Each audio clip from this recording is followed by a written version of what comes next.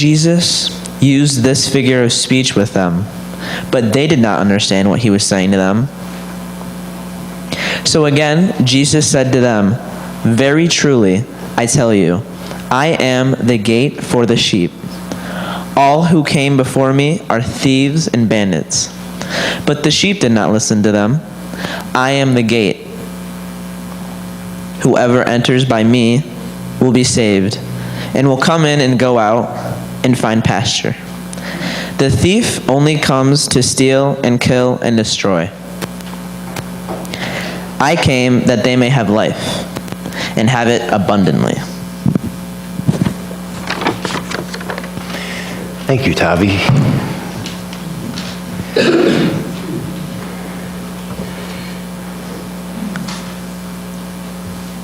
I came that they may have life and have it abundantly, says Jesus.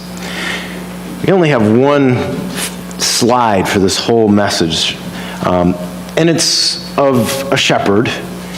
And the reason we have that up there is because Jesus is using that shepherd metaphor. But that's pretty much all I'm going to say about the shepherd metaphor.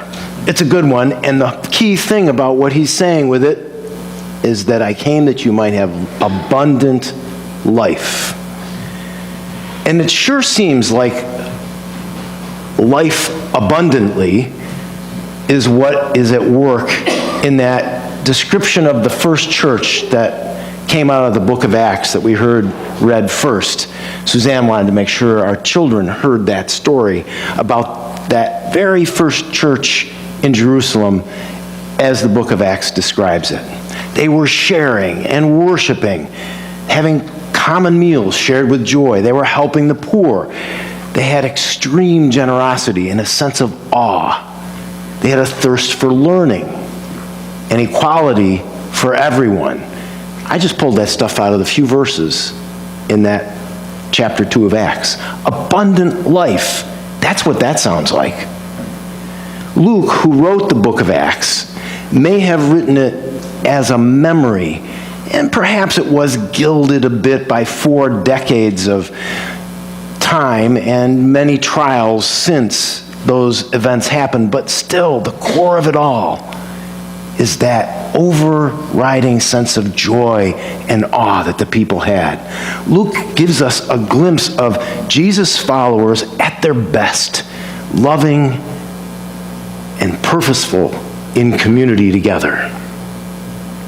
One gets the impression that if Jesus showed up there incognito again with those people, he would have felt quite at home with the way these people were loving and serving one another.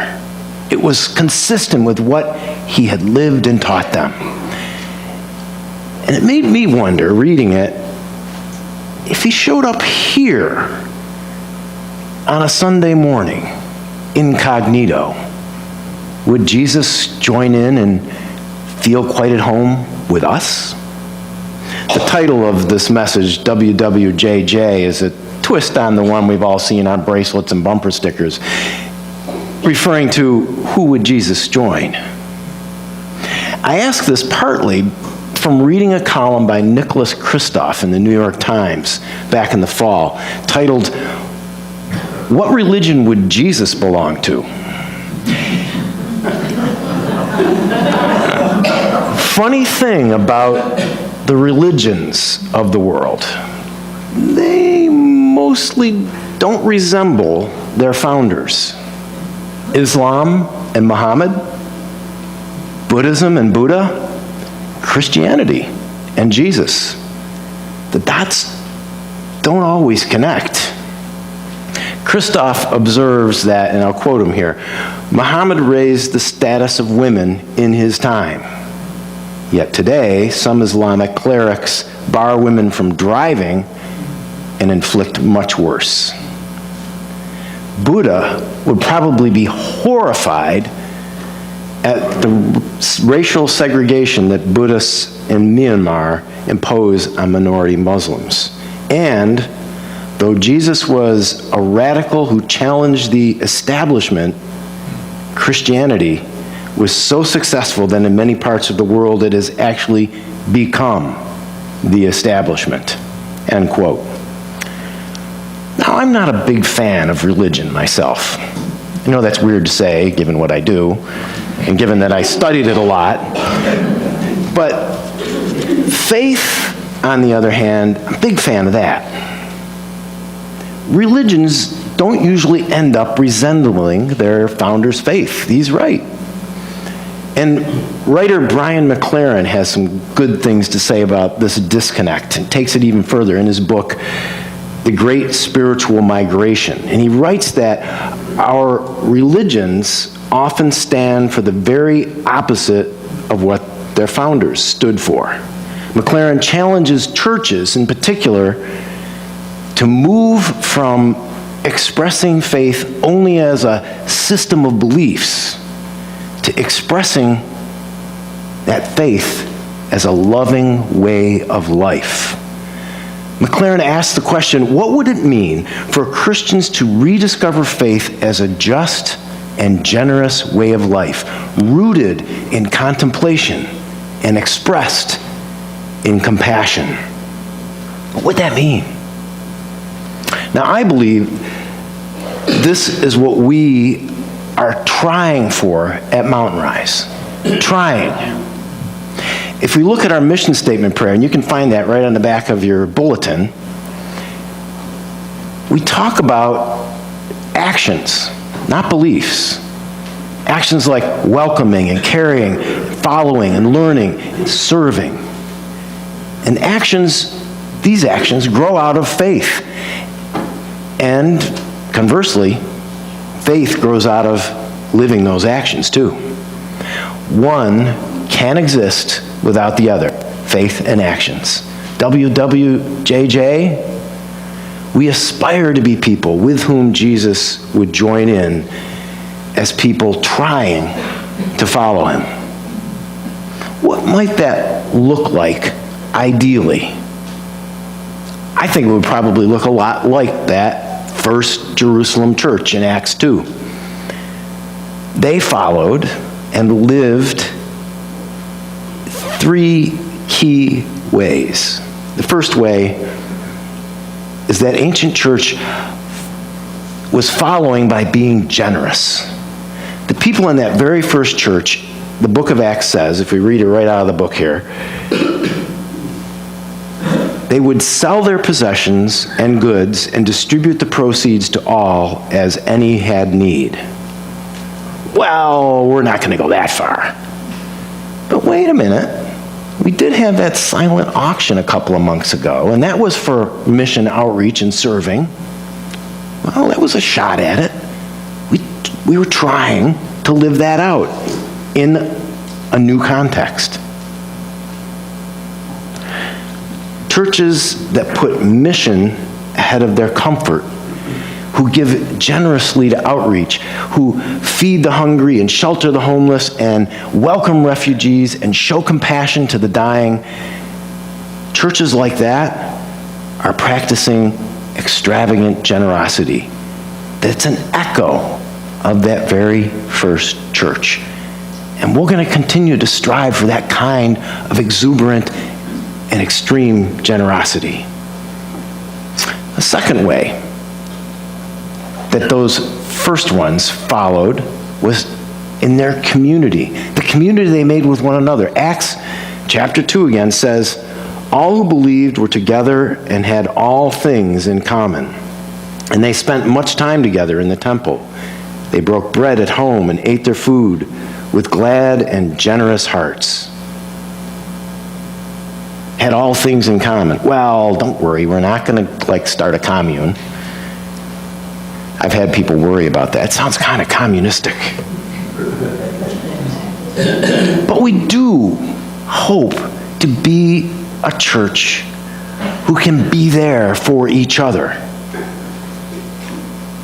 We do strive to connect personally with each other, not just digitally, as has become the cultural habit in our world. We seek to be in community with each other. And that's so radically opposite to the individualistic culture in which we swim every day. That individualism is so much the water we swim in like fish that we don't even see it. But it's a part of what our culture is. And being in community with each other is in stark contrast. It means we are connected. And we can learn about this from followers of Jesus in other cultures. One I've been reading about recently, is Archbishop Desmond Tutu.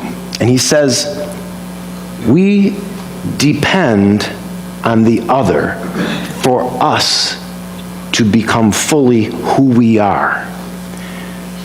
Says Tutu, we have a word, Ubuntu. Ubuntu means a person is a person through other persons. Ubuntu says, when I have a small piece of bread, it is to my benefit that I share it with you. That's the meditation quote we had up there this morning. It's to my benefit when I share, because I become more who I'm created to be. May the time that we commit together here, becoming community, give us that kind of glad and generous hearts. And the third and last way that the first church followed Jesus was by practicing and worshiping and learning together. Acts says they devoted themselves to the teaching and fellowship and the breaking of bread and prayers. They cultivated a genuine spirituality, and that's at the core of abundant life. And that's true for each of us as people, but all of us together. Spiritual practice is both personal and communal. Like anything else, if you want to improve, you have to practice. One of the blessings I have is I am here sometimes on Wednesday nights for a good while, and I hear the practice of the choir, starting out with a piece that maybe they've never heard before, they haven't done in a long time, it's just been dusted off, and they start singing it together, and it's like, ooh. There are a couple of dissonant tones in there. And then the next week, it's like, oh, that's kind of cool. And then on Sunday morning, it's like, whoa, practice. That practice makes all the difference. We can't decide to learn piano and then go out and buy one and then sit down and start playing a Bach fugue. Not going to happen. Jamila didn't become so amazing playing piano by just deciding to do it. She practiced. Maybe we take lessons or classes, but we do scales and simple songs first and then practice. And that's the way it is with our spiritual life. We can't just hope it will happen.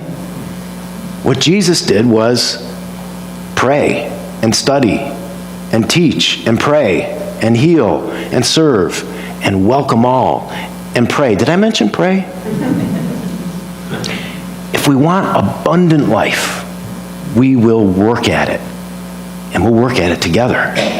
If we want to be a church that we imagine Jesus would want to join in if he showed up incognito as a single mom or a Syrian refugee or anyone else some Sunday morning, then we will do well to learn from that very first church and together follow Jesus' way with, as McLaren says, a just and generous way of life rooted in contemplation and expressed in compassion. I would join a church like that. I bet Jesus would too. Amen.